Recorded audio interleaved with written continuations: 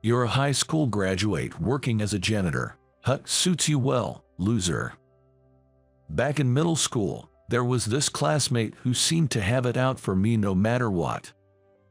She was a smart girl who even served as a class representative, but she always kept to herself. This girl really disliked me and would pick on me at every opportunity. I had no idea why, but after I pointed something out to her, she completely turned against me. We went our separate ways after high school and lost touch, but I never imagined we'd run into each other at the company. Her attitude towards me hadn't changed a bit since middle school. She still looked down on me. "Crawling on the floor and cleaning is just right for you," she said with a mocking laugh. In response, my secretary tore up her resume right in front of her. "Leave right now. Did you come to the interview here without knowing anything? My name is Alexander. Pretty cool and old-fashioned, right?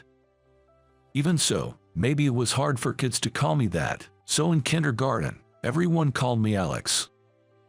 Now, I'm happily married to a woman I met during high school. We support each other and work together every day. It's busy and tough, but we're living fulfilling days.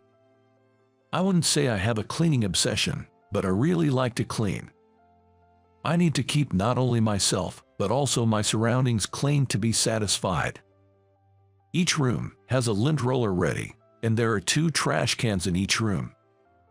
I can't stand things being left out, and I get restless if things aren't in their proper place. The same goes for my appearance. I hate it if my clothes aren't washed and ironed. Even if a bit of wrinkle is considered stylish for some clothes, I'd iron them. That's why I couldn't accept jeans with intentional damage that were popular for a while. But of course, coming home tired from work, it's better to be welcomed by a clean room than a dirty one. It's like a trait I was born with, so no matter how tired I am, I never skip cleaning. Cleaning also helps me relieve stress, so it's ultimately for my own good. People who don't know me well often think I have a cleaning obsession. And I not only like cleaning my room myself, but also enjoy watching others clean. Watching everyone cooperate in cleaning from a step back is something I like to observe. Many people struggle with cleaning and tidying up. That's why observing someone who can move efficiently feels like I can learn about their strengths in areas I wouldn't know from their regular work. I like discovering these unseen aspects through cleaning. And my wife, Charlotte, has a strict personality when it comes to manners and etiquette. As a matter of course, I've always said I'm off and I'm home, even when I was living alone. But the most stringent aspect was the attitude towards others. No matter the circumstances, I would never forgive someone who belittled others or hurled insults in front of a third party. If someone dared to do such a thing in front of Charlotte, they'd get a lecture. I've been present in such situations a few times, but it was in those moments that I found Charlotte quite intimidating and firmly told myself, I must watch my behavior and choice of words around Charlotte. Speaking of grooming, it brings back a memory.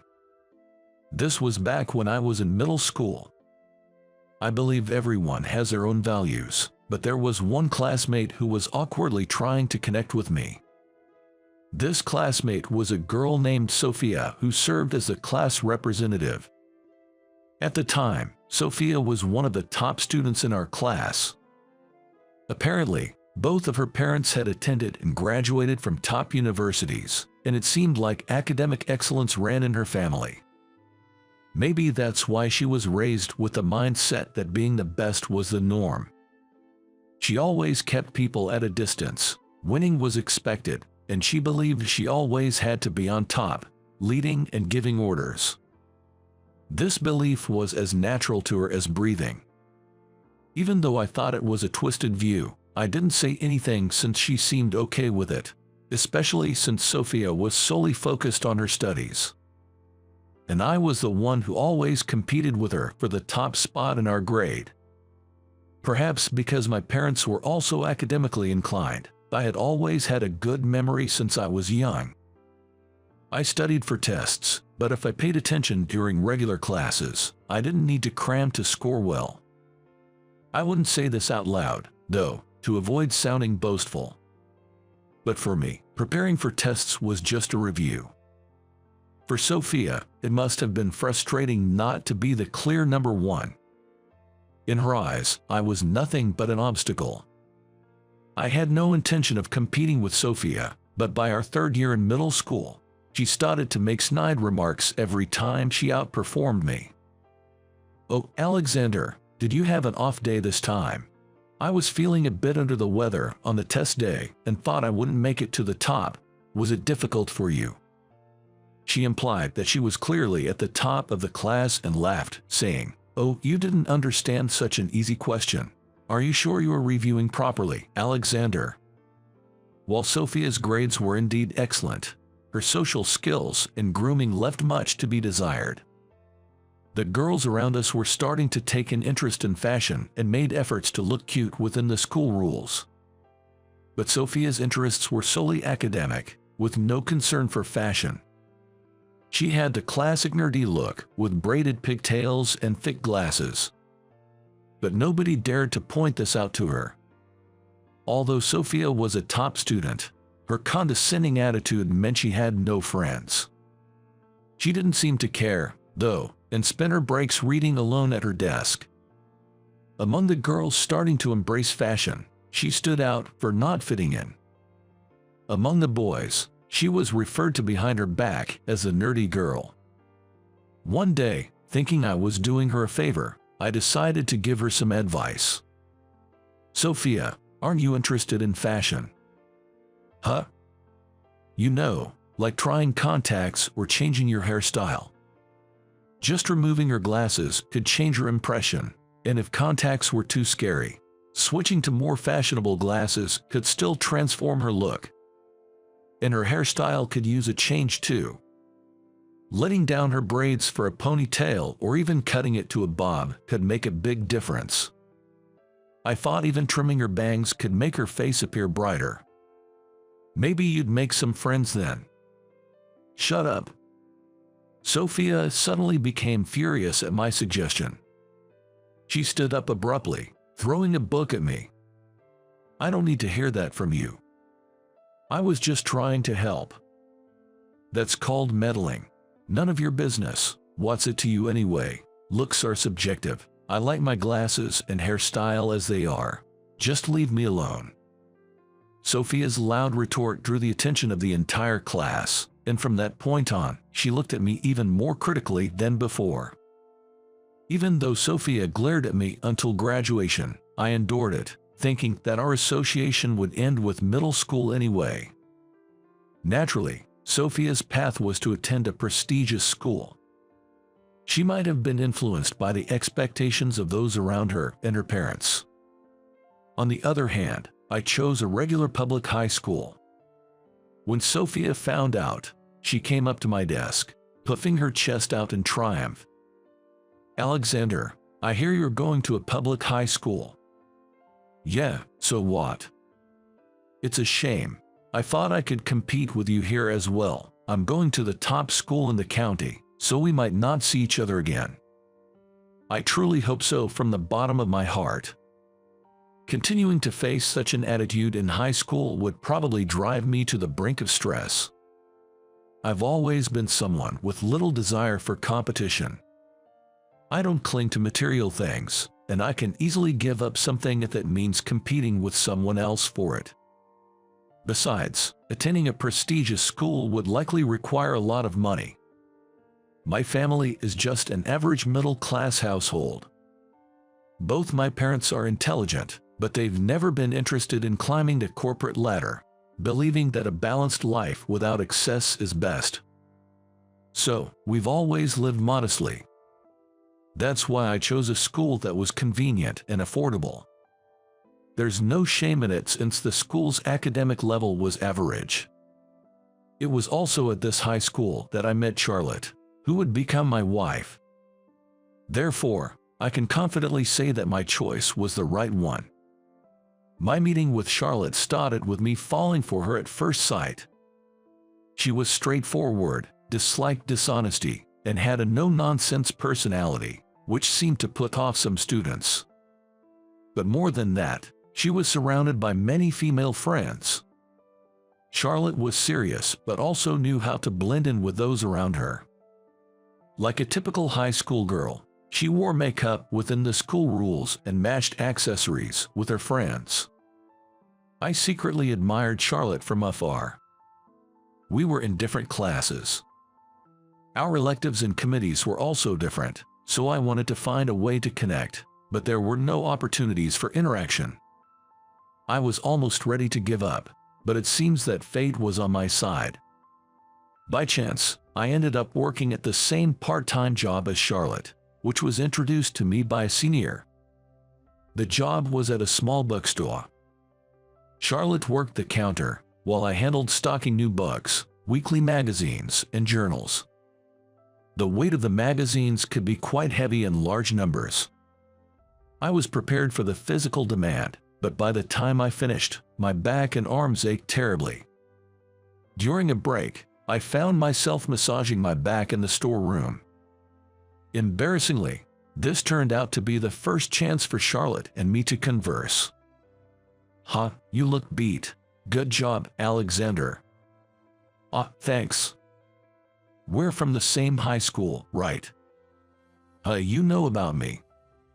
I was thrilled, and my heart raced at the thought that she knew me. I wasn't a standout like Charlotte, so I assumed I was unnoticed. I was even prepared to graduate without ever being recognized by her. Because it's a cool name, Alexander has an old-fashioned ring to it. Yeah, I like it too." Charlotte started to close the distance between us, and I was secretly celebrating inside.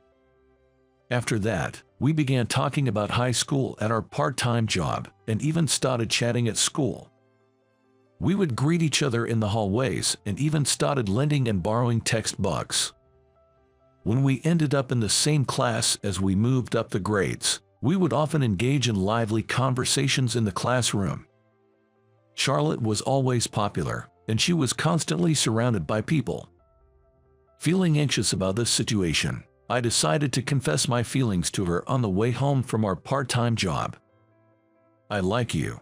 Will you go out with me?" It wasn't a cool way to confess, but I just expressed my feelings directly, in a straightforward manner. That was all I, a clumsy person, could do.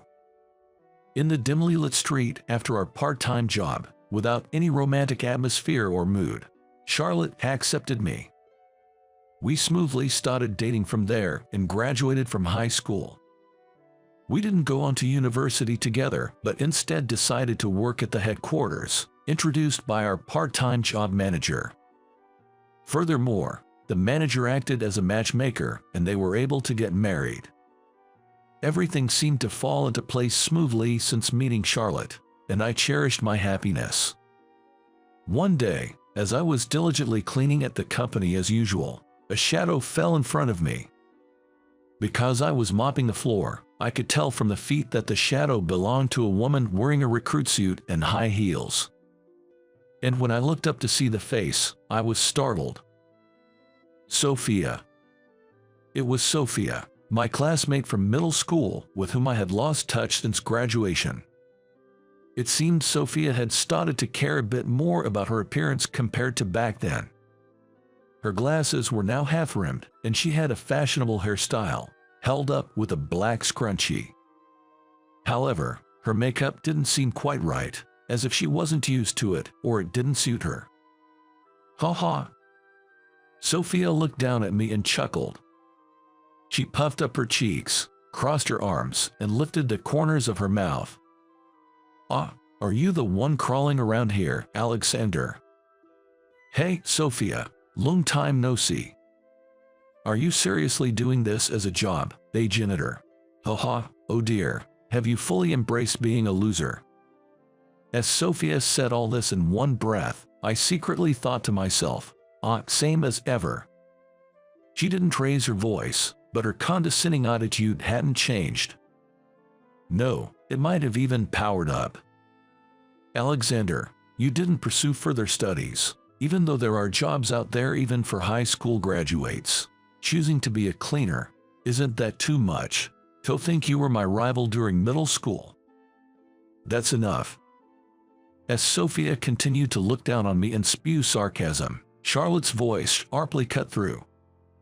Charlotte's gaze was stern. Even as her husband, I felt a chill run through me at her expression.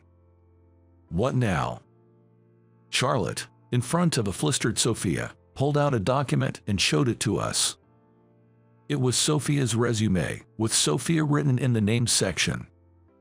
Seeing that we had recognized it, Charlotte quickly tore it down the middle.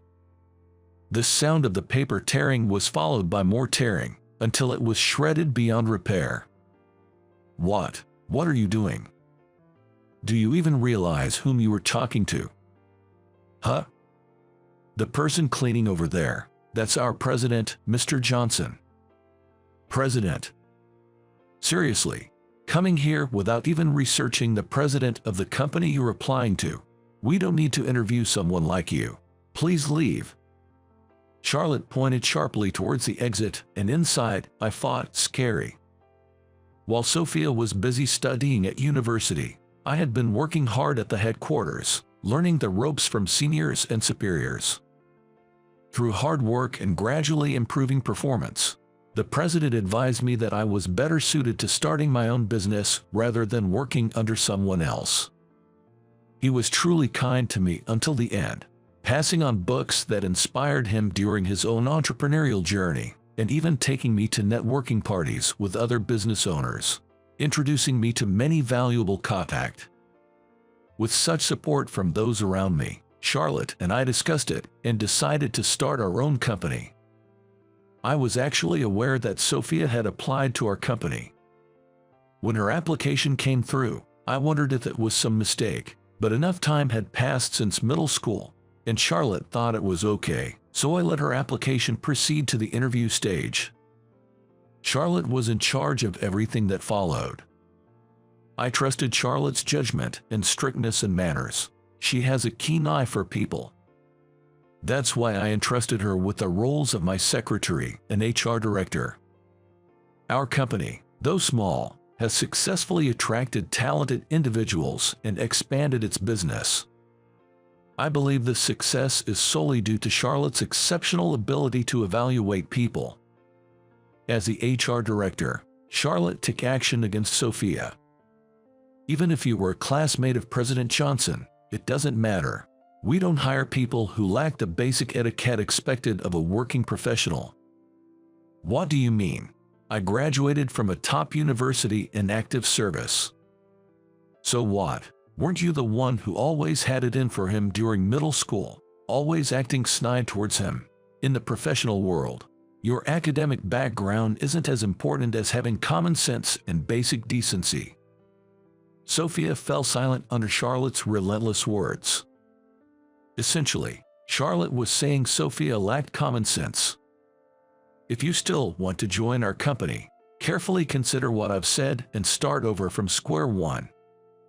That day, Sophia was sent home without even being allowed to interview. Later, I heard from a middle school friend about some rumors circulating in our hometown regarding this incident. Despite attending a prestigious school, Sophia wasn't as exceptional as she or others thought. She wasn't the top student, and she didn't get into top-tier universities like Harvard. To make matters worse, her younger sister was highly talented and got into one of the nation's top universities straight out of high school. The difference between them had been evident since childhood, and Sophia was constantly compared to her sister by relatives and her parents. Why can't she be more like her sister? Really, who does she take after? It seemed she was treated harshly by her own parents, likely feeling quite out of place at home. Desperate for their recognition, she neglected fashion and socializing with classmates, focusing solely on her studies. To her, someone like me, who often ranked first in our grade, was nothing but an obstacle. Understanding the background made her intense rivalry more comprehensible. Then, my friend started saying something strange. Weren't you the only one who paid attention to Sophia? Maybe she had a crush on you. What? She treated me like trash. You know, like how kids are mean to those they actually like. That's what was suggested, but the only time I initiated contact with Sophia was when I commented on her grooming. Other than that, it was always Sophia who picked fights with me, and she seemed to have regarded me as an enemy ever since the grooming comment. If what my friend said was true, then Sophia might be even more awkward than I am. Perhaps she had her own way of reaching out, but at the time, I was not comfortable around Sophia and had no interest in romance, so I wouldn't have noticed anyway. Sophia's awkwardness hasn't changed, has it? But I did leave her many hints. When I said, "Come back after you've thought it over," I didn't say, "Don't ever come back. She can figure it out if she thinks about it, right?" If she was listening properly in that state, that is.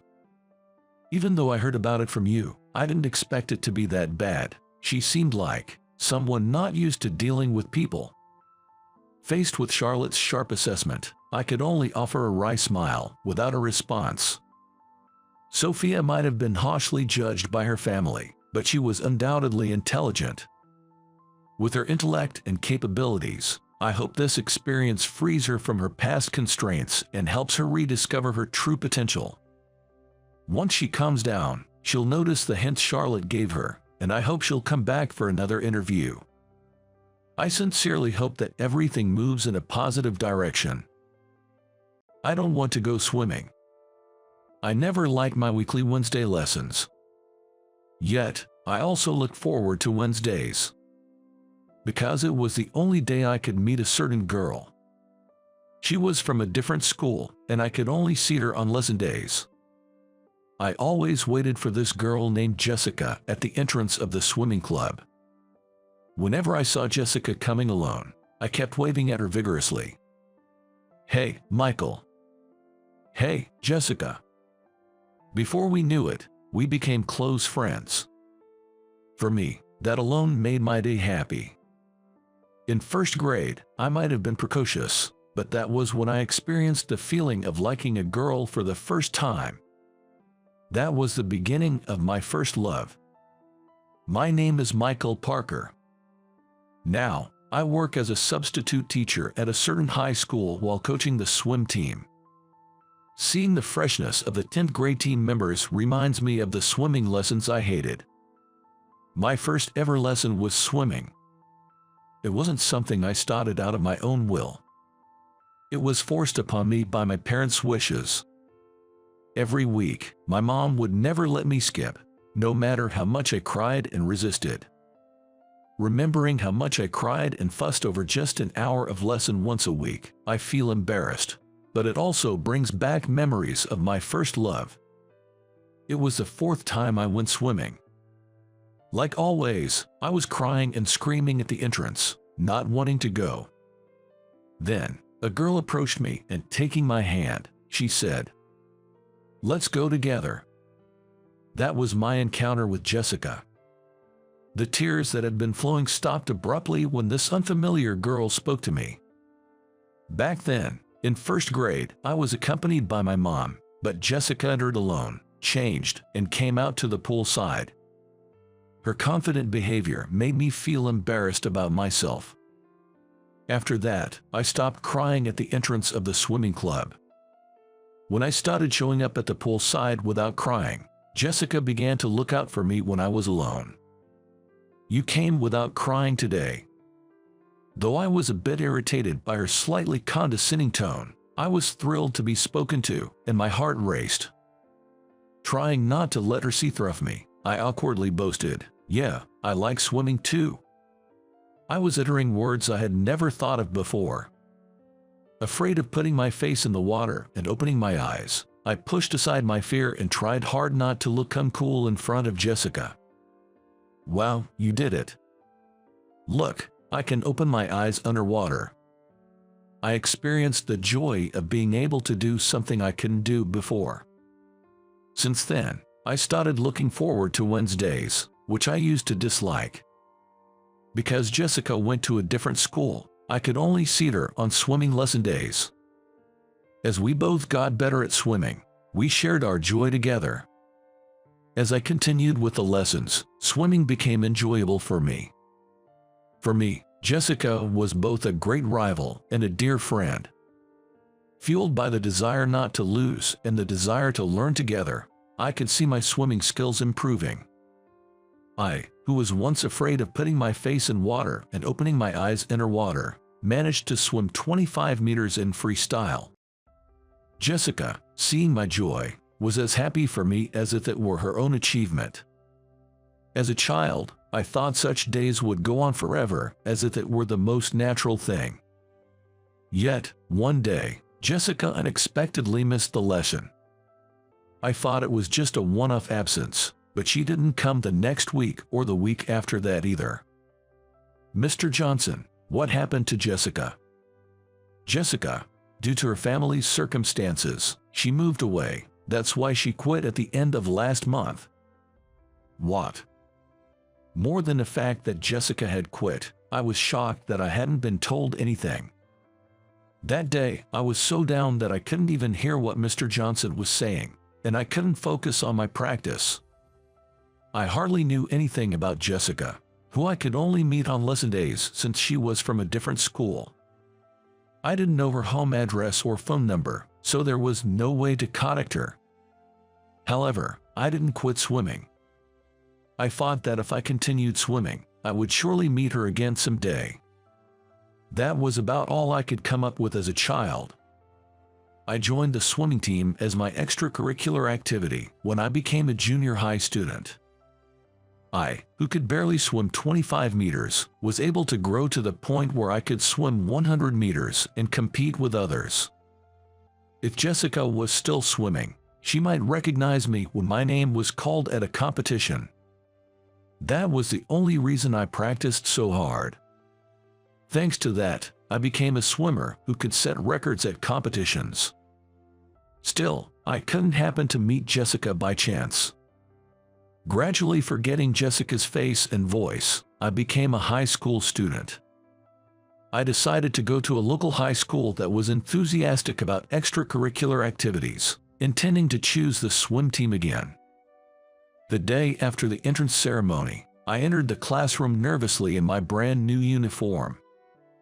Just as I was about to sit in my seat, I heard someone calling my name. Michael, long time no see. In front of me was a girl with long, flowing hair and a beaming smile looking at me. I looked at her in disbelief, silent. Jessica. You're looking at me as if you've seen a ghost. We're in the same school now. It was Jessica, whom I hadn't seen in 5 years. She was my first love, whom I had always wanted to meet again. She had grown into an adult and was smiling right beside me. The excitement of waiting for Jessica, whom I could only meet on Wednesdays, came rushing back in an instant. Ignoring the nostalgic feelings I was reminiscing, Jessica started talking. I thought I might meet some familiar faces if I applied to this school, and here I am, meeting you, Michael. My heart raced as Jessica spoke her mind clearly. Trying not to let Jessica catch on, I kept my composure while looking at her face. Why did you suddenly quit swimming? It was something I had always wanted to ask if I ever met her again. My mom got remarried, and we had to move all of a sudden. Michael, you continued swimming after that, right? I saw somewhere that you set a new record at a competition. That's awesome. Wow, thanks. It's hard to believe you were always crying and afraid back then. Shut up. Jessica chuckled as she saw me flustered, amused by my reaction. I immediately submitted my application to join the swim team. Michael, are you joining the swim team? Maybe I'll become the team assistant. You don't swim anymore. Yeah, I didn't improve that much. Saying that, Jessica submitted her application to join the swim team as a team assistant. From then on, we started having casual conversations in class and during activities, just like when we were kids. I was so happy to feel like we had gone back to our childhood days so quickly, even though we hadn't seen each other for 5 years. This joy reminded me of my first love. I couldn't help but be concerned about Jessica. Not wanting to experience the same sadness as when we were kids, I tried to get closer to Jessica, but without the courage to do so. Our relationship remained the same as always. I couldn't advance beyond being just friends. Carrying that frustration, I decided that after finishing the district tournament in my second year of high school, I would confess to Jessica no matter the outcome. If possible, I wanted to update my personal best and achieve a good result before calling out to Jessica. I put even more effort into my usual practice than ever before. Yet, 2 days before the tournament, misfortune struck me. I was hit by a car that failed to stop, with no brakes applied. The bicycle I was riding was split in two. My body flew through the air and was slammed to the ground. When I came to, I was on a hospital bed. Though I had survived, my left leg below the knee was gone. What happened to my leg? Unable to get up from the bed due to the shock of the accident, I managed to lift my head to look at both legs under the blanket. While there was a bulge where my right leg was, the area below the knee of my left leg was flat. Why? Where did my leg go? I took my father's hand, who was beside me, and asked with a trembling voice, "Michael." Next to my father, my mother was covering her face with her hands, crying. My father couldn't say anything but hug me and cried together as I shed tears. Lying in bed, I just stared blankly at the ceiling. Friends from middle school, high school, the swim team coach, and even Jessica came to visit me, but I didn't want to see anyone's face, nor did I want anyone to see me like this. Only Jessica came to visit me many times. She would knock on the door of the hospital room and show her face. "Don't come in, go away." I threw cold words at her. "I'll come again tomorrow." Saying that, Jessica closed the door of the hospital room. Curled up under the blanket, I couldn't stop crying. Despite my attitude not changing, Jessica kept visiting me day after day. About 2 weeks after the accident, I let Jessica into my room. I guess my persistence paid off. She laughed mischievously, showing a playful smile. "Why aren't you angry? This is just me lashing out." I was irritated that Jessica wasn't getting angry. I don't know. I just couldn't stop worrying about you, Michael." Jessica answered, and I hid my face under the blanket. I couldn't hold back my tears because I was touched by her kindness. I didn't want to show such a pathetic sight. Yet, Jessica pulled back the blanket.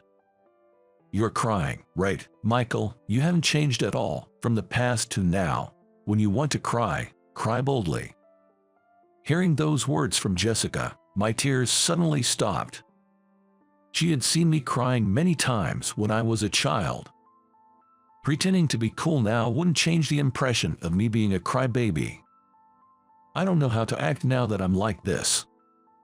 "Why, you're still you, Michael. Just be yourself as always," Jessica said with a serious face. Looking at Jessica's face, I felt silly for moping about something changing. Right, I'm still me. Exactly, you is you. Not anything more, not anything less. What's that supposed to mean? I managed to smile a bit at Jessica's brightness. "Thanks for treating me the same."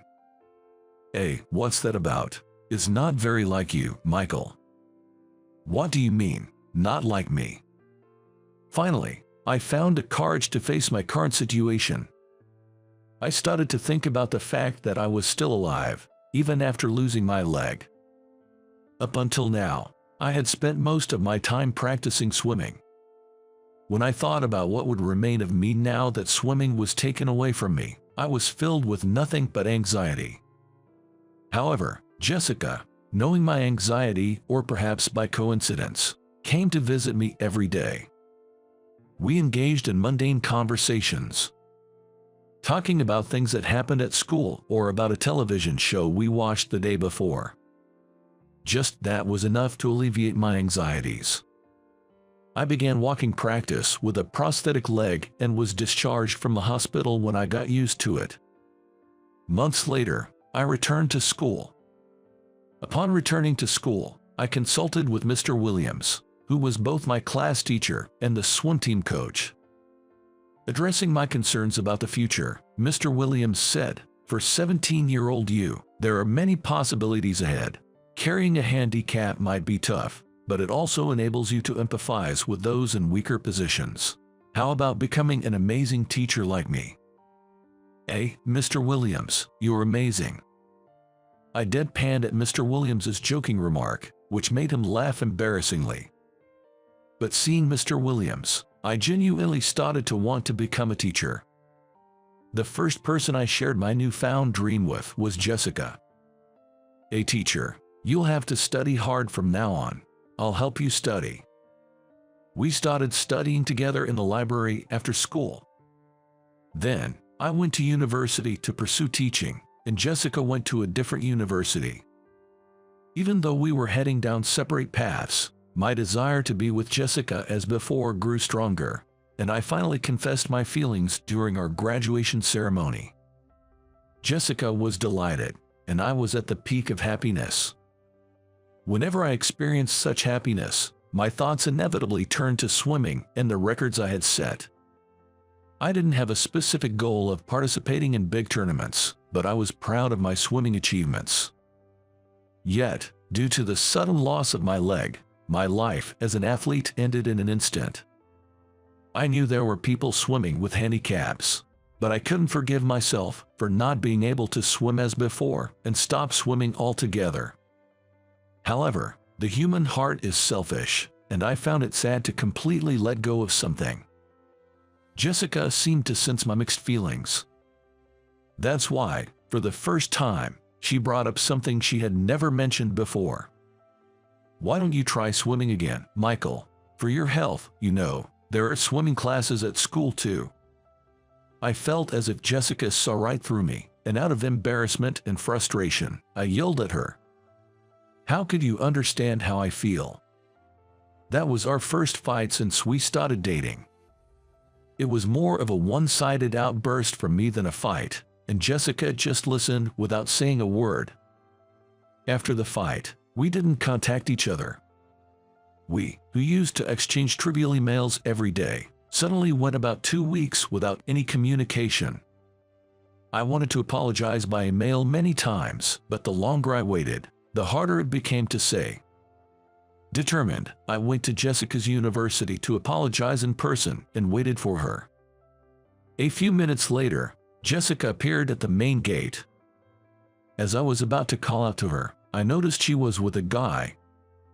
Even if he was just a university friend, I turned away, not wanting to see them together.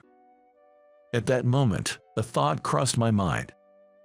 Jessica might be happier with another man, someone without a disability like me. I decided it was time to stop holding Jessica back. With that thought, I changed my phone number that day and cut off all contact with Jessica. Later, I obtained my teaching license and secured a job at a private high school. Shortly after I started working as a high school teacher, the school, aware of my achievements, asked me to coach the swim team. I haven't swum in years, so I'm not confident I can provide proper guidance. Of course, I intended to decline by saying just that. Yet, not one to back down easily, I ended up taking on the role of swim team coach in my first year as a teacher. Initially nervous, I soon found joy in coaching the kids, unable to forget the swimmer I once was. Watching the children improve rapidly, I became passionate about coaching. As a result, the swim team, which hadn't even placed in competitions, started achieving remarkable results. Even I, who had given up on swimming, began to feel the urge to swim again. And inevitably, I would remember the time I fought and parted ways with Jessica. Perhaps things between Jessica and me would have been different if I had listened to her that day. One day, While pondering such thoughts, I heard through some friends that Jessica had gotten married. Although it might be a lie to say I wasn't shocked, I was genuinely happy to hear such joyful news. In my heart, I wished for Jessica's happiness. From then on, I threw myself into coaching the swim team to forget about Jessica. The students rapidly improved under my guidance, undergoing a transformation unlike anything from when I first started coaching. However, a sudden misfortune struck. One day, 11 years after I started coaching the swim team, a student, possibly due to exhaustion, stumbled after getting out of the pool and hit his head on the pool side. Although it resulted in a cut and bleeding, it was not a serious injury. However, I was criticized by a parent who suggested that the student's injury might have been due to my excessive coaching. I apologized sincerely many times. Following the incident, the way the school looked at me changed. People who had once praised me for the swim team's records now looked at me coldly, as if they had turned their backs on me. Feeling frustrated and betrayed, I submitted my resignation and quit teaching. Though I was downcast, I thought that maybe there was something else I was meant to do, considering I had survived the accident, and decided to look overseas. I wanted to teach swimming to children abroad. But could I really abandon the swim team students who had followed my passionate coaching and just run away from America? I pondered this until the moment I boarded the plane. Reminding myself that life is once, I left America with a mix of regret and hope. Then one day, as I was traveling abroad, I received tragic news. Mr. Williams, the high school teacher who had inspired me to become a teacher, had passed away. I immediately decided to return to America. Arriving back in America after a long time, I felt the weight of the 10 years that had passed since I quit teaching. Despite my grief, I attended Mr. Williams's funeral. Meeting old friends there, I looked around, half expecting to see Jessica, when Sarah, Mr. Williams's widow, approached me. "You're Michael, right?" "Yes, my condolences." After I spoke in a subdued tone, she responded, "Thank you. Having everyone here would certainly have pleased my husband." Despite her expression of sorrow, Mrs. Williams continued speaking. "During his lifetime, my husband was very concerned about you, Michael, after you left teaching. If it's all right with you, would you consider returning as a swim team coach?" Hearing this, I was reminded of my past regrets. Taking up the coach's role might allow me to overcome the regrets that had been smoldering inside me. I decided to work as a substitute teacher at my alma mater.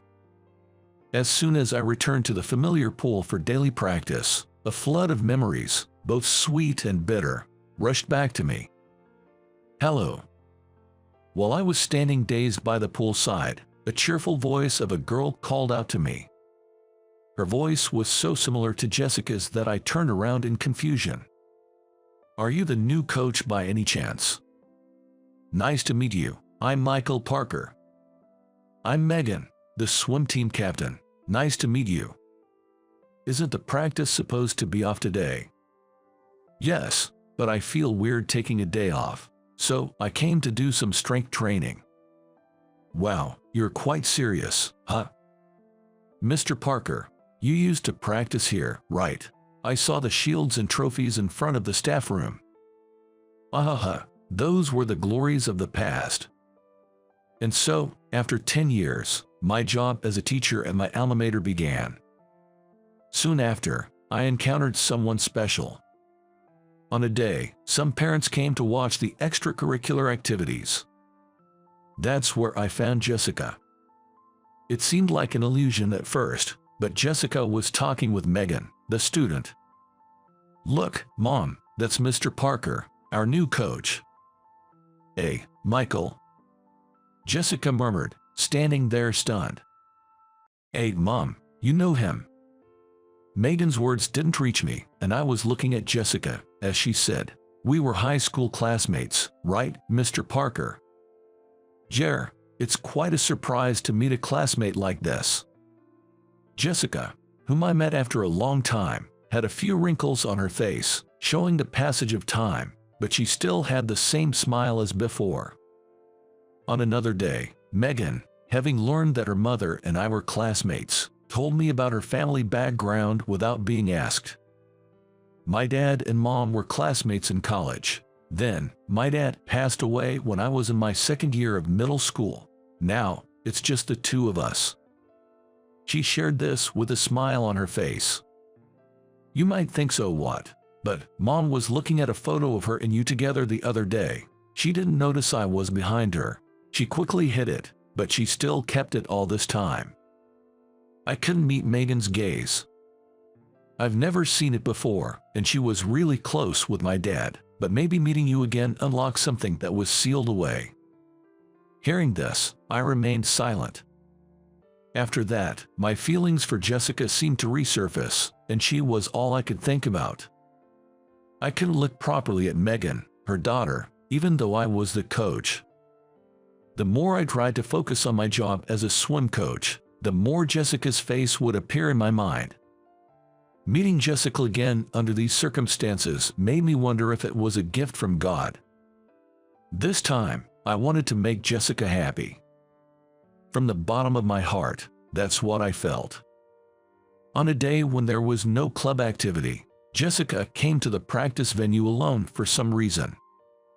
I was swimming in the pool, wearing my prosthetic leg, with no students around. When I surfaced, I saw Jessica and was confused. Is something wrong?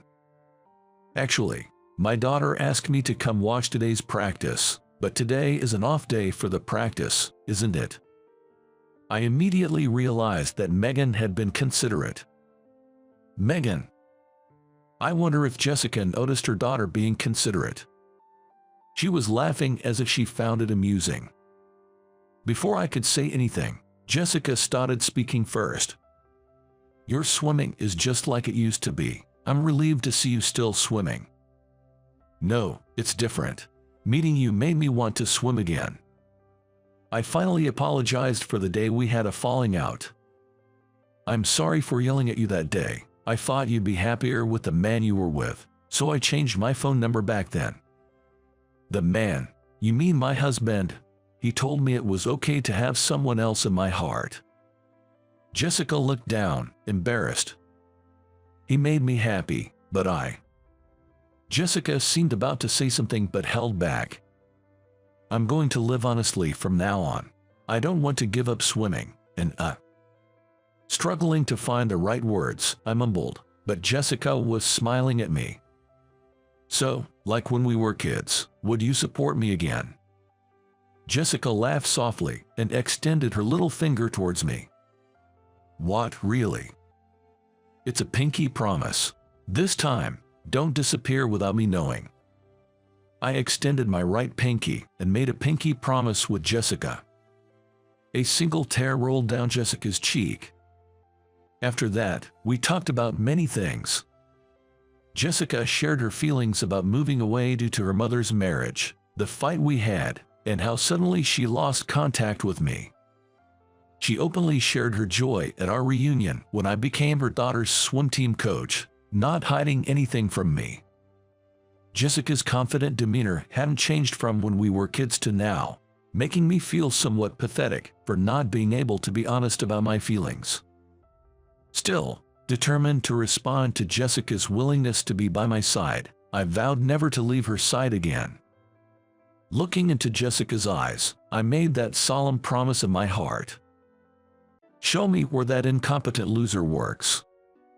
The one who soured my excitement for the long-awaited reunion was Mary. She's always been mean to me, trying to get the upper hand like this. The reason is that I wasn't very good at studying during our school days. I was irritated by her holding on to that, even at 40, but at the same time, I was impressed she could remember such things. It seems Mary, who thinks I'm incompetent because I wasn't good at studying, wants to see where I work. So, after the reunion, I decided to take her to her husband's company's CEO office. She doesn't know I'm the CEO of a major company with 7,500 employees and laughs at me for not teasing her. However, when her husband came out from inside the office and explained the situation, she turned pale. And then, she regretted her past actions. My name is Robert. I'm turning 40 this year. I run a company with 7,500 employees and have recently managed to take some time off. When the company was new, I was too busy to even think about leisure, let alone attend reunions. But I've RSVP'd to the upcoming reunion. This reunion will be attended by classmates from our senior year of high school. As I looked through the yearbook to see who would be there, among all the familiar faces, there was one that made me feel a sense of aversion.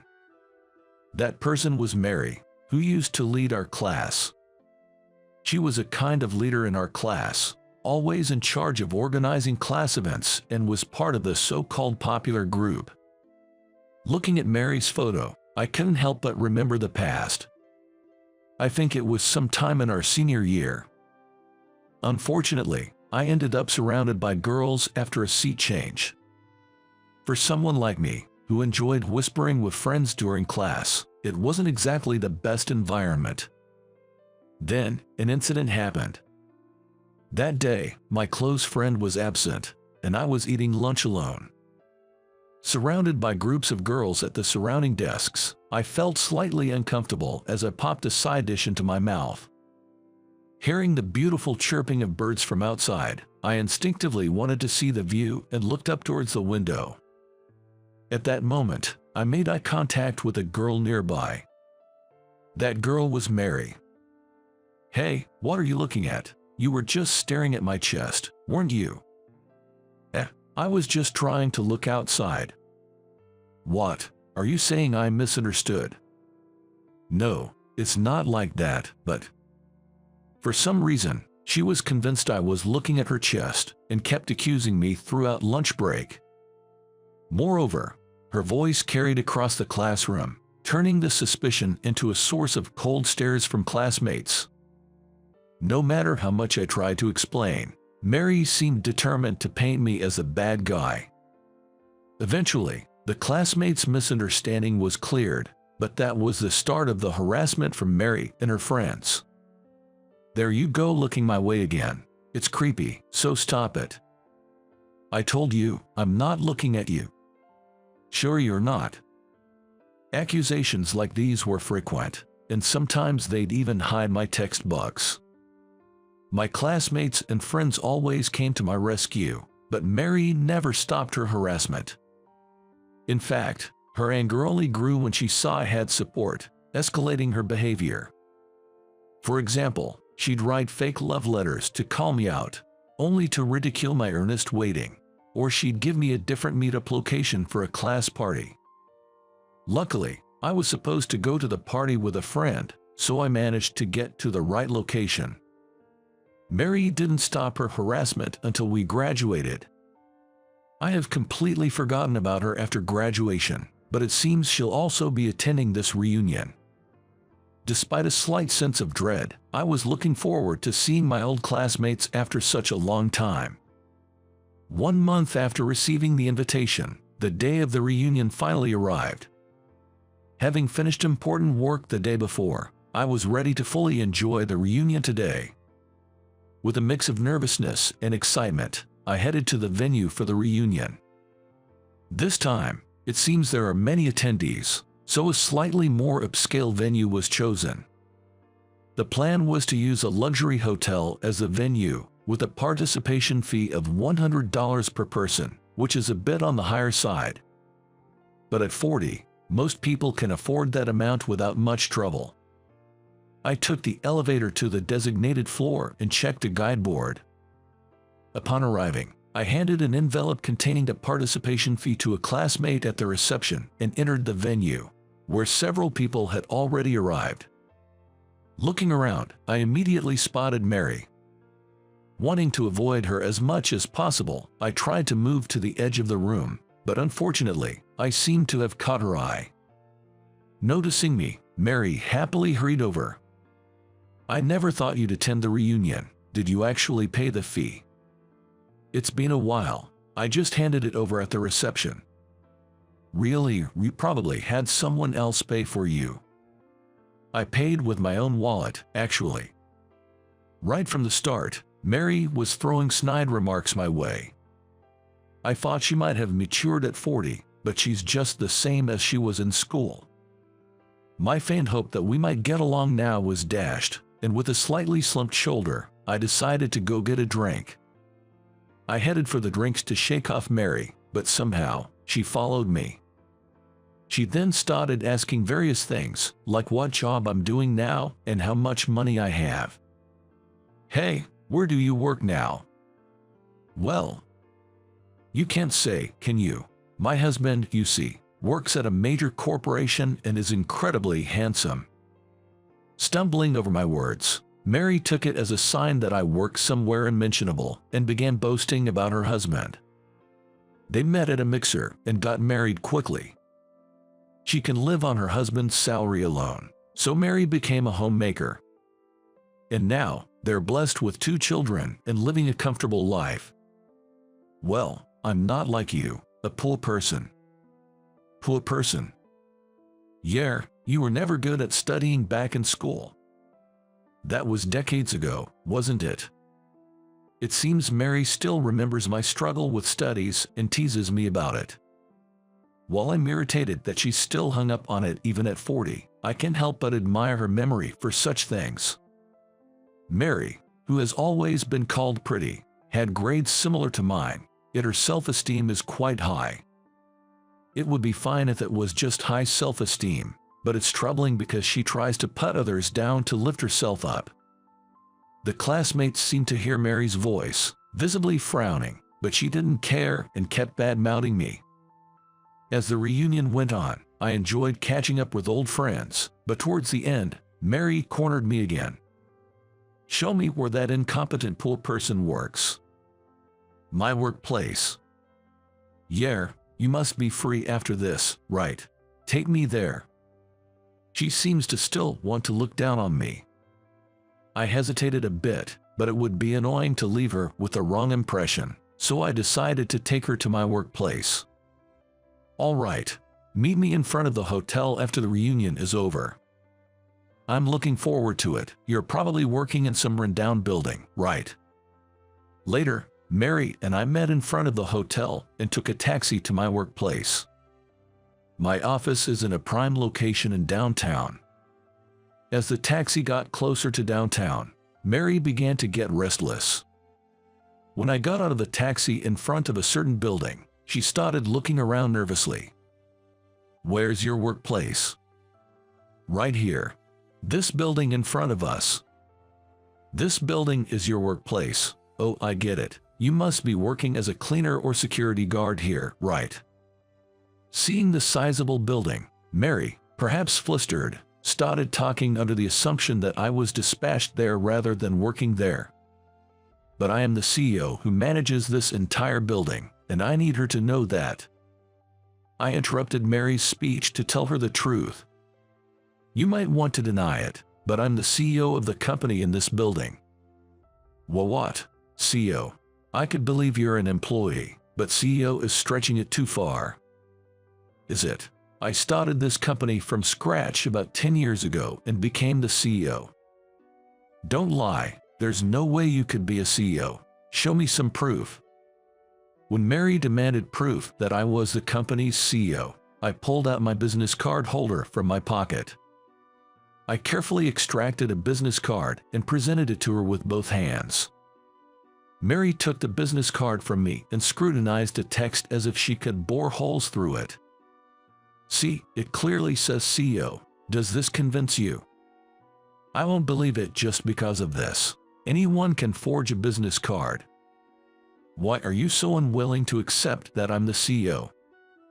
Because you were never stand out in high school, not smart, and someone like that being more successful than me. It seems she doesn't want to admit I'm the CEO because she can't bear the thought of me being more successful than her. I don't think being a CEO necessarily means I'm successful, but I do believe I'm happier than someone who is constantly concerned about social standing, pride, and status like her. Mary looked at the business card again and seemed to realize something. This company, come to think of it, it might have the same name as the company where my husband works. Turns out, the husband Mary had been bragging about works at my company. Still, it's thought she only has a vague memory of the name of the company her husband works for. What kind of conversations do they have regularly? Setting that aside, I decided to ask for more details. From the industry and company name she mentioned, and after hearing about the nature of the work, it was almost certain her husband worked at my company. So, my husband works under you. That's impossible. If that's true, it would be quite ironic. Ironic? What's so funny about it? The fact that you've been looking down on me all this time. My frustration built up over time made me say such things. Normally, I wouldn't speak ill of others or make snide remarks, but conversing with Mary disrupts my pace. Mary, provoked by my words, was trembling and clenching her fists. This might escalate into a shouting match. How should I defuse this situation? As I was pondering, someone came running out of the building. "Hey, isn't that Mary? What are you doing here?" The person who emerged from the building was Steve, Mary's husband. This confirmed that Mary's husband worked at my company. She awkwardly greeted Steve while looking uncomfortable. "Just passing by and thought I'd stop by." "Is that so? Wait, did I ever tell you where my workplace was?" "Well, you know, the address was on the business card." "Did I give you my business card? By the way, Mary, why are you with President Williams?" Steve seemed puzzled to see me with her and asked. But now that it was clear I was the CEO, she was visibly flustered. So I decided to explain everything on her behalf. "Actually, your wife is my classmate, and she wanted to see where I work." "You were classmates, but why your workplace?" "Hey, if you say any more, I won't forgive you. Your wife has been harassing me since high school, and today she wanted to see the workplace of the incompetent pool person." Hearing my words, Steve froze with a look of shock. He probably never imagined his wife would do such a thing to the CEO. Mary, realizing her misdeeds were exposed to her husband, started sweating profusely. It seems that she had not shown her true nature to Steve. She probably only showed a polished version of herself. Given that Mary was good at ingratiating herself with teachers and winning over peers since her student days, this comes as no surprise. Let me hear more about this in detail. No, what I just said was just a joke among classmates. Don't take it seriously, okay? It's no joke. Are you planning to harass me and then make excuses? Would you just shut up? It's so annoying, especially from someone as introverted as you. Faced with my persistent remarks, Mary finally raised her voice. She covered her mouth in shock, but it was already too late. Steve seems to have developed a distrust towards Mary. In high school, Mary had a few boyfriends whom she switched between, but eventually, her true nature was exposed, and they broke up with her. The same might happen this time. She seemed to realize this, looking at Steve with a frightened expression. Come to think of it, Mary mentioned she had become a housewife.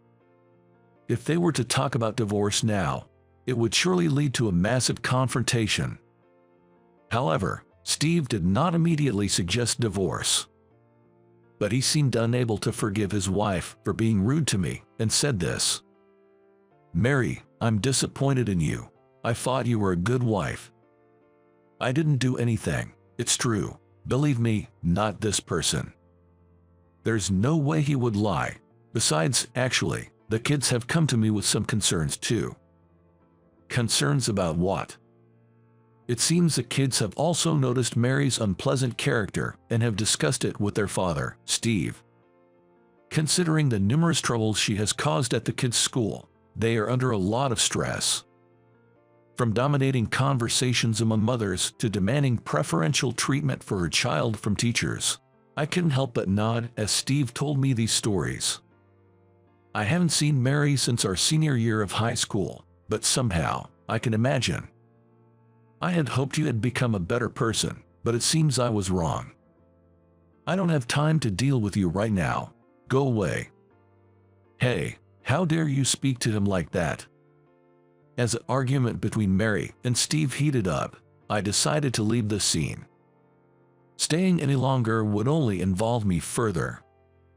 I quietly slipped away, but Mary seemed not to notice at all. 3 days later, Steve came to me and updated me on the situation. Apparently, Mary loves the kids too much and unintentionally lashes out at others. And I learned that she used to be hostile towards me during our school days. Seeing me with many friends and a close family made her envious. I always thought of myself as an ordinary, unremarkable person, but it seems Mary saw me differently. Then, Steve began to express how grateful he was to me. Steve was struggling with job hunting and had no choice but to take on physically demanding work. At that time, it was me who approached Steve, who was looking downcast in the park. I suggested to him that if he was job hunting, why not work for us?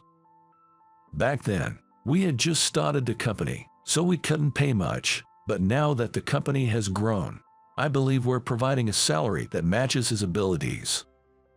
I was grateful for the few employees willing to work with us in those early days, and it turns out Steve was grateful to me too. If you hadn't reached out to me back then, who knows where I'd be? I'm the one who should be thankful. You really helped me out by accepting my offer. When I told my wife about it, she stopped arguing. So, have you made up? When I asked this, Steve shook his head yes. I can forgive Mary for the harassment, but maybe she had her own issues and conflicts. It just so happened that I was the target of her harassment at the time. Mary still sulks at times, but she seems to have a keener expression than before. And then, for some reason, on Valentine's Day, Steve gave me chocolates. I was told Mary was the one who sent the chocolates, and I was quite surprised. Why would Mary give me chocolates? Maybe it's her way of apologizing. Please do accept them. An apology. Then I have no choice but to accept. With that, I took the chocolates that were offered. Unwrapping them, I found a letter of apology inside. Although I still dislike Mary when I attended the reunion, now I don't feel as angry. I thought it was strange to have my feelings changed by chocolates and a letter, but those two things seemed to reveal her true intentions. Mary must be a person who finds it hard to express herself honestly. As I ate the chocolates with my wife, I thought about this. Sometime after the reunion, I was back to my usual routine. It's a busy period, so I have to work overtime, but I make sure to spend time with my family. I believe the reason I'm able to stay healthy is that my wife lovingly prepares healthy meals for me. When I'm alone, I tend to eat instant noodles or fast food, but knowing that my wife is waiting at home with delicious food makes me want to work harder. Recently, she's even started making lunch boxes for me to take to work. Now that the children are a bit older, my wife seems to have more time on her hands. While enjoying my lunchbox full of love, I look over the materials. Soon, there will be a meeting about expanding overseas.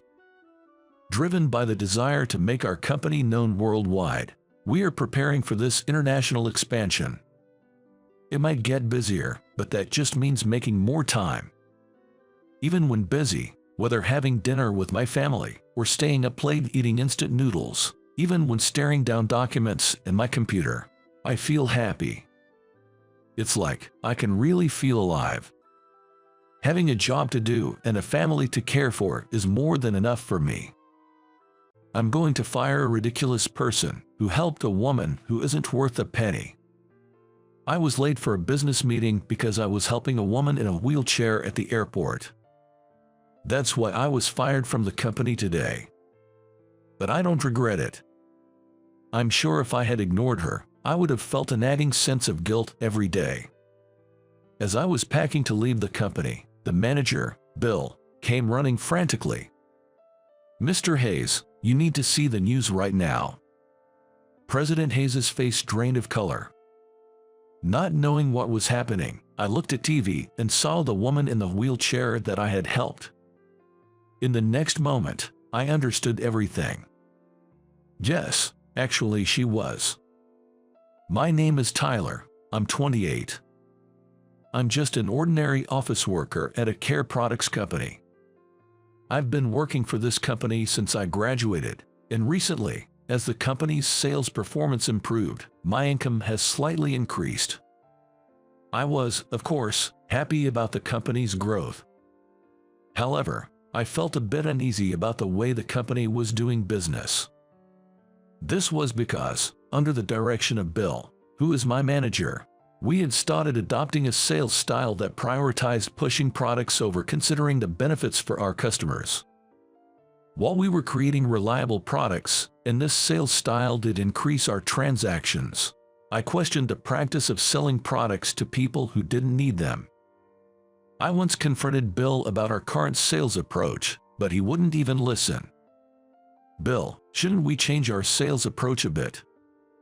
We're increasing our transactions, so why change?" True, our transactions are up, but this approach might harm our reputation with customers in the long run. We shouldn't worry about our reputation. But I think there's no need to push unnecessary products. If customers are paying, it can't be unnecessary. If you're so concerned, what do you suggest? Maybe something that responds to the customer's needs. That sounds like an excuse from someone who can't do their job. Well, you haven't been doing well, have you? Your performance has always been terrible. Before the sales policy change, I was always among the top performers in the company. But since the change, I couldn't adapt, and my ability to close deals faltered. Because of that, my performance plummeted, always ranking at the bottom. Bill and Mr. Hayes hadn't complained about me before, but after my performance visibly dropped, they started to belittle me.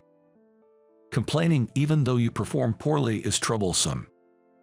Are you wasting time with pointless chatter again?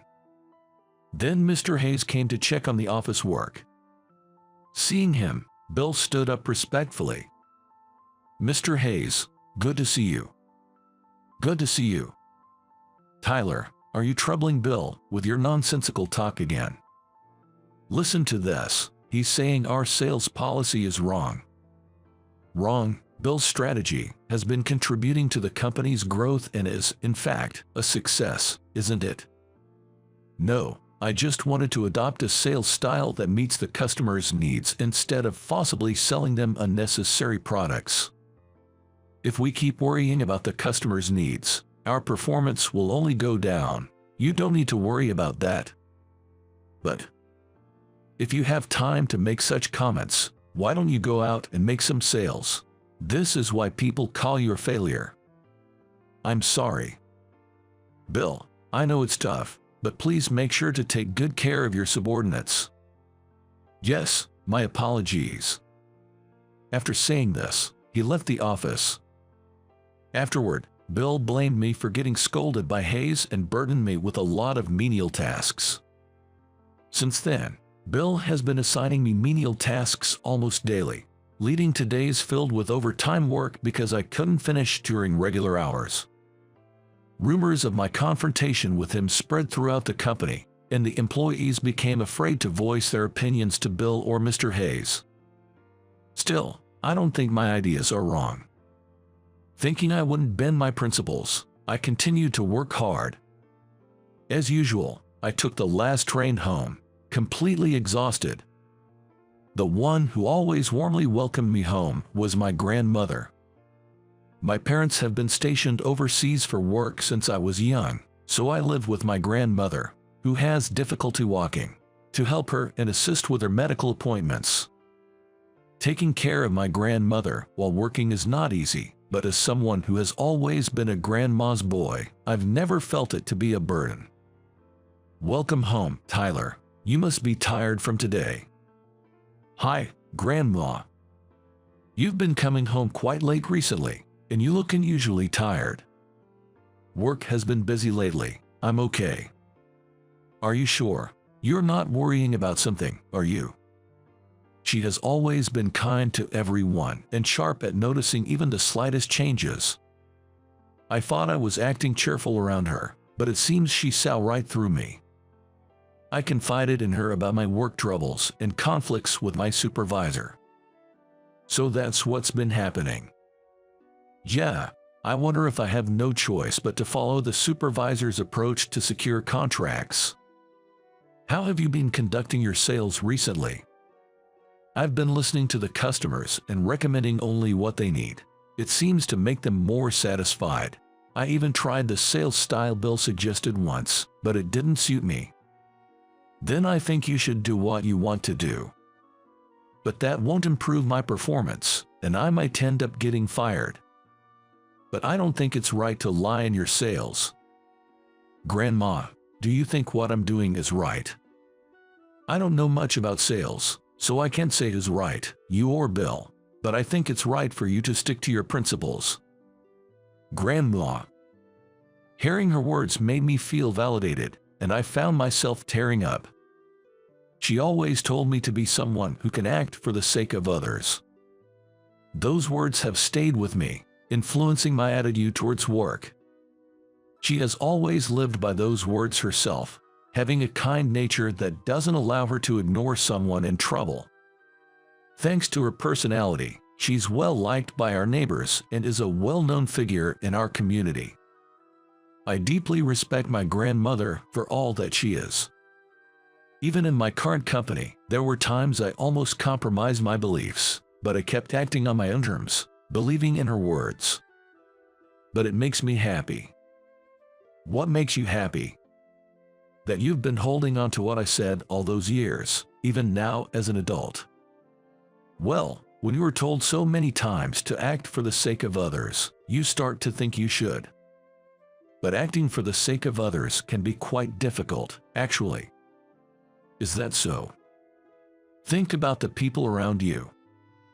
Being told that, the first thing that came to my mind was my company's superiors. Indeed, they seem to prioritize profit over acting for the sake of others. Maybe that's true. It becomes even more difficult as you grow older. In that sense, Tyler, you're doing great. I'm proud of my grandson. That's an exaggeration. No need to be so modest. Look, you have work early tomorrow, right? You should go to bed now. Yeah, I understand. Good night. I finished preparing for bed and lay down immediately. Normally, my mind would be filled with anxieties, making it hard to fall asleep, but tonight I fell asleep quickly. Talking to my grandmother must have eased my mind. It was the first night in a long time that I felt motivated to do my best at work again from tomorrow. Even after that, I continued working while sticking to my principles. Of course, my performance didn't improve, and I was always being picked on by Bill and Mr. Hayes.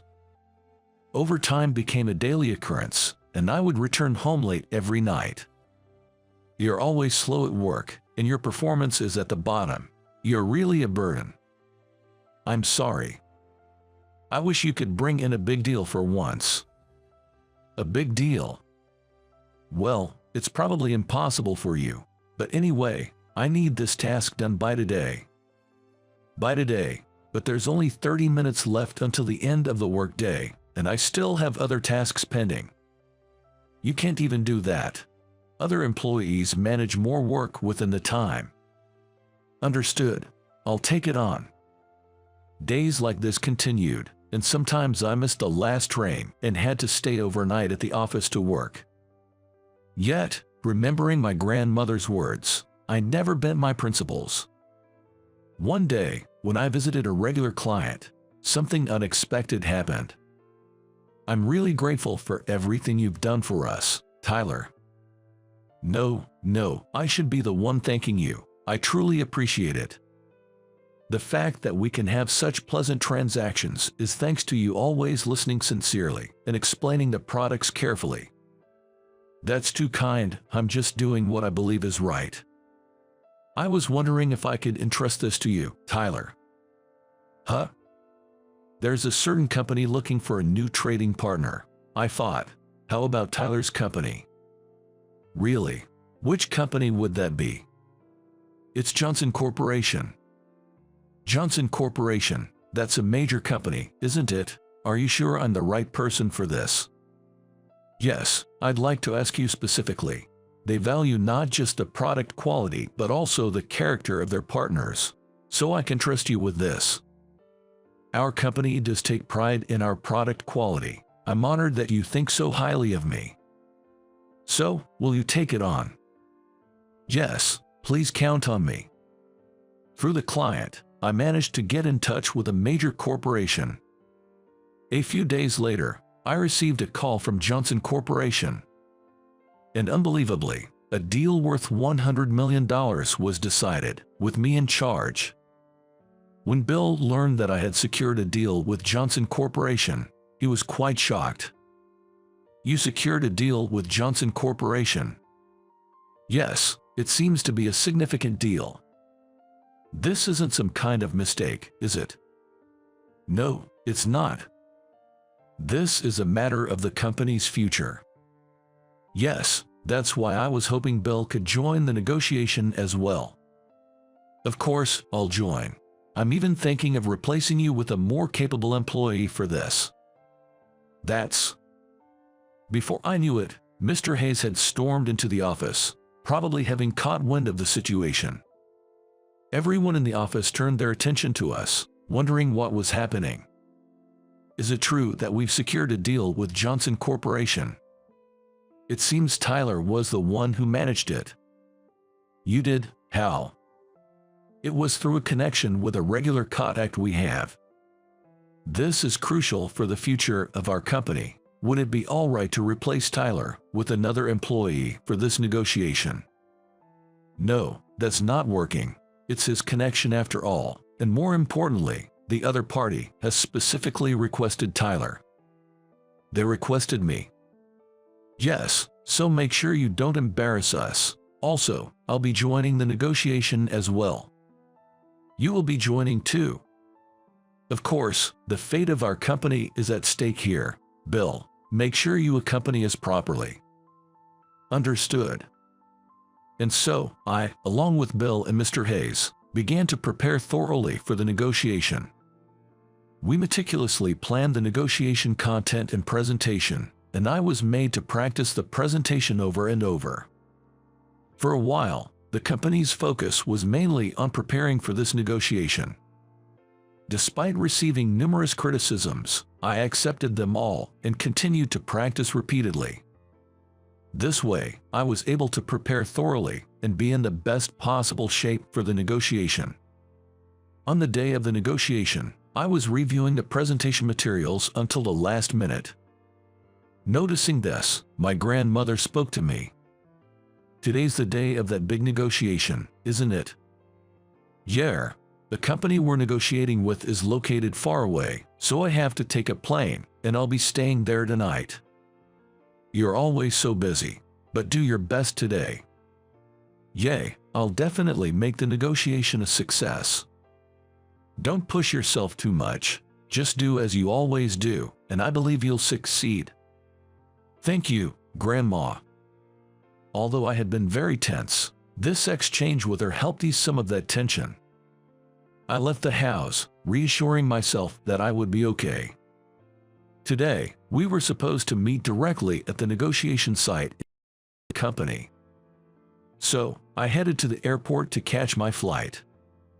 Since I had arrived at the airport a bit early to allow for some extra time, I decided to walk around the airport to clear my head. That's when I noticed a woman in a wheelchair looking distressed and seeking help. The airport was crowded, and the staff seemed too busy with their duties to notice her. Looking at the clock, I realized it was almost time to go through security, but I couldn't ignore the woman in need. I might miss my flight if I don't go through security now. But how can I ignore someone in trouble right in front of me? Hesitating, I remembered my grandmother's words. Be someone who can act for the sake of others. Ignoring my principles was something I just couldn't do, not when I respected my grandmother's words so much. I hurried over to the woman. Excuse me, is there something wrong? It's just that my wheelchair suddenly stopped moving, and I need to catch my next flight quickly. It stopped moving. She seemed to be in a hurry. Fortunately, having a grandmother who uses a wheelchair, I had a fair amount of knowledge about them. I quickly found what seemed to be the problem and started fixing it with practiced hands. Do you think it can be fixed? Most likely, it should be fine. You seem experienced. Do you work in caregiving? Well, I do something related, but I'm also used to handling wheelchairs because my grandmother uses one. That's very reassuring to hear. After a bit of effort, I managed to fix the wheelchair successfully. The wheelchair started moving again, and noticing the woman's urgency, I explained her situation to a staff member who happened to be free and asked them to accompany her to her flight. Thank you so much for everything. It's nothing, really. When I checked the time, the plane I was supposed to board had already taken off. I hurriedly said goodbye to the woman and rushed to change my reservation to the next available flight. As I was about to leave, I heard the woman calling out to me from behind. Please wait. My name is Haley Eris. May I have your name? I'm Tyler. Here, take my business card if you'd like. Well then, I must go. Thank you very much. I handed Haley my business card from my suit pocket. And then I quickly left the scene and completed the necessary procedures. In the midst of the chaos, I also informed Bill over the phone that I had missed my flight and would be taking the next one. Despite the rush, I managed to catch the next flight and boarded the plane. After landing, I headed to the company using the shortest route but ended up being 5 minutes late. Bill and Mr. Hayes were already there, waiting for me, visibly furious for making them wait. How dare you be late on such an important day for our negotiation? I'm terribly sorry. You've just tanked our credibility with the client. How do you plan to take responsibility for this? By the way, why were you late? Well, actually, I explained the incident at the airport to them. I thought they would understand if I explained, but it seems that was just my wishful thinking. As soon as I finished explaining, Bill started berating me loudly. A woman in a wheelchair is worthless compared to a deal with Johnson Corporation. Can't you see that? But I couldn't just ignore her. You should have. Ignoring someone is something even a kindergartner can do. Why couldn't you? Enough, Bill. There's no point in talking to such a useless person. But he's caused such a mess. I'd love to fire you right this instant, but since the client specifically requested you, you'll have to pack your things after the negotiation. Does that mean? Yes, you are fired, but you'll still attend the negotiation. After that, you are of no use to us.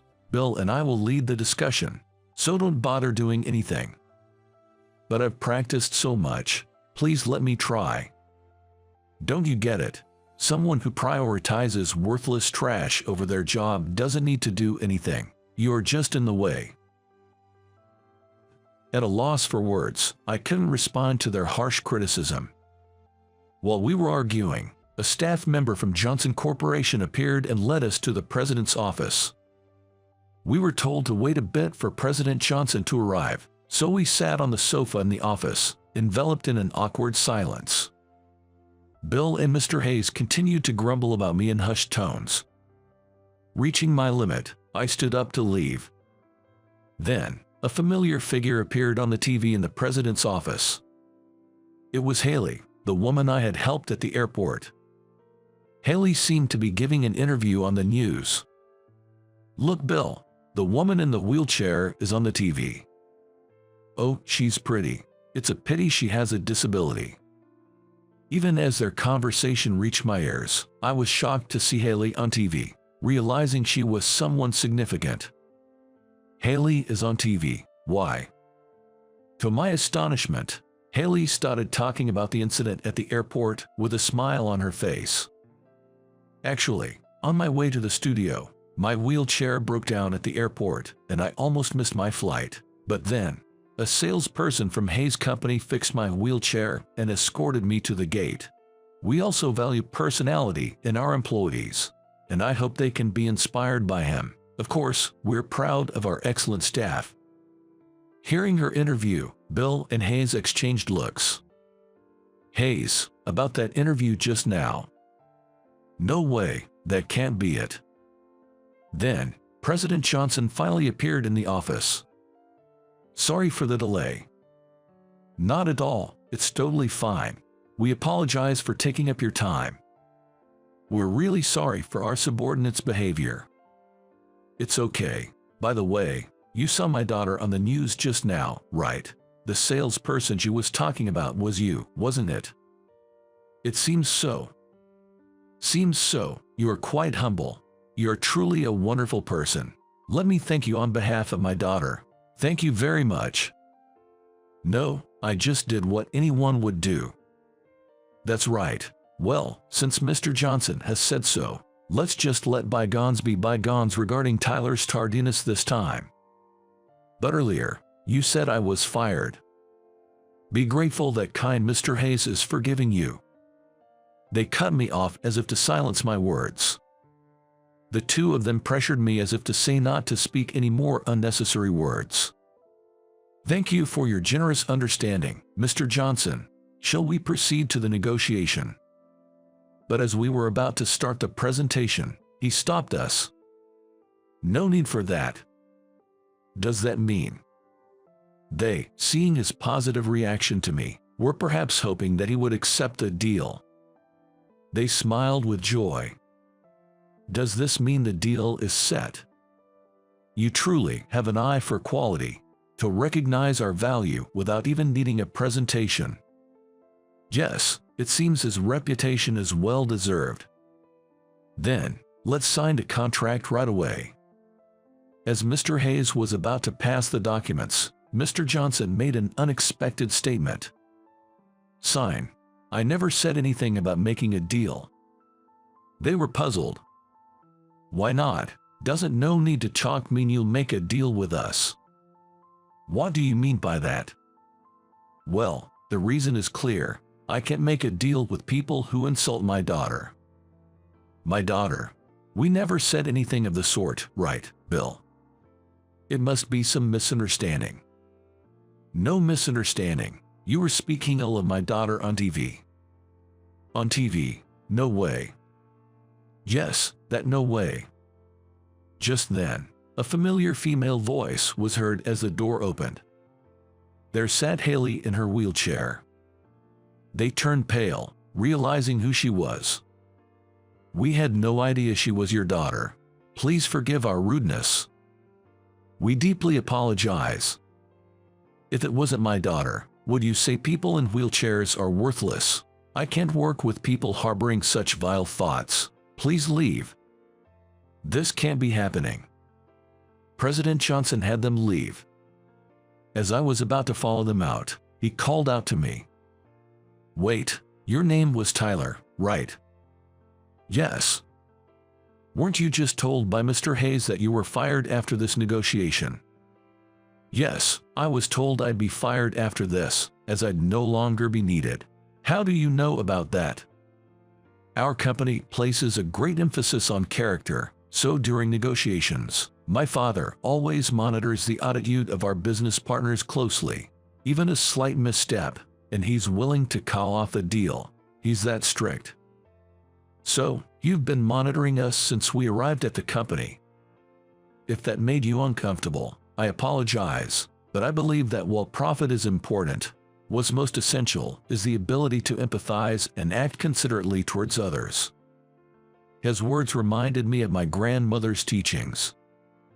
I had always been dissatisfied with the management philosophy of my former company, but I deeply respected his viewpoint. So, having observed your actions, I think you're a perfect fit for our company. How about it, if you're okay with it? We'd love to have you join our team. Me, really? I also agree with bringing Tyler into our company. Would you consider it positively? If you think I'm suitable, I'd like to contribute to your company immediately. Please, count on me. Thus, I left Hayes' company and transitioned to Johnson Corporation. When I shared this news with my grandmother, she was overjoyed as if it were her own achievement. It's good to see that your efforts have been recognized, Tyler. That's an exaggeration.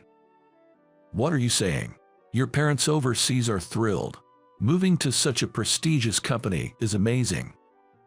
Grandma, did you go ahead and tell them? It's not a bad thing, right? In fact, I even boasted about it to our neighbors. Grandma, that's embarrassing. Tyler, acting for the benefit of others is a good thing, isn't it?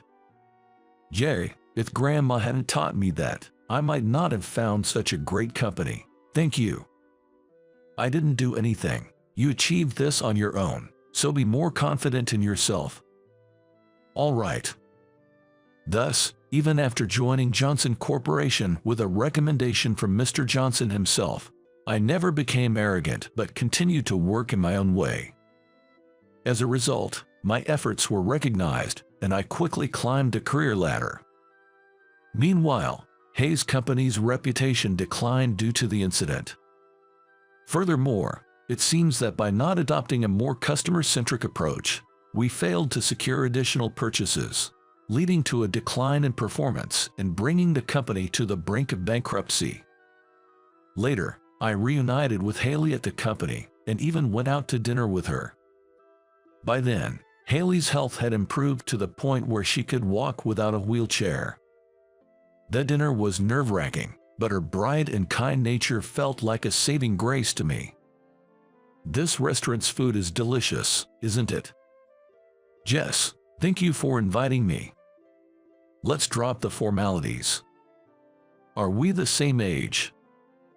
Don't tell me you don't remember me. Wait, you're Johnson's daughter, right? Not that. We were classmates in elementary school. Could it be Haley Johnson? But your name now is Haley Harris. Back in elementary school, being known as the daughter of Johnson Corporation's president brought me nothing but trouble. I was even nearly kidnapped several times, so I started using my mother's surname from middle school. I remember now, you always seemed to have a hard time back in elementary school. But you were always there to help me, Tyler. It meant a lot to me. I couldn't stand by and watch someone who hadn't done anything wrong suffer like that. You've always been a good person.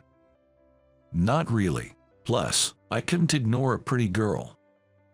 Are you saying I'm cute? Well, yeah. Actually, I've been interested in you since elementary school, Tyler. Really? I had no idea. Of course, after being saved by you so many times, I always wanted to repay you. Now that we've reunited, I'm truly happy. I'm glad we met again too. I've been thinking about you. Really? Yeah, so if it's all right with you, would you be my girlfriend? Of course, I'd be delighted. And that's how we started dating. Our relationship progressed smoothly, and when we went to greet Mr. Johnson again to discuss marriage, he was overjoyed and accepted us warmly. Later on, Haley and I got married and were blessed with 2 healthy children. As a prospective future president, I work hard every day, and now, blessed with a family, I lead a happy life.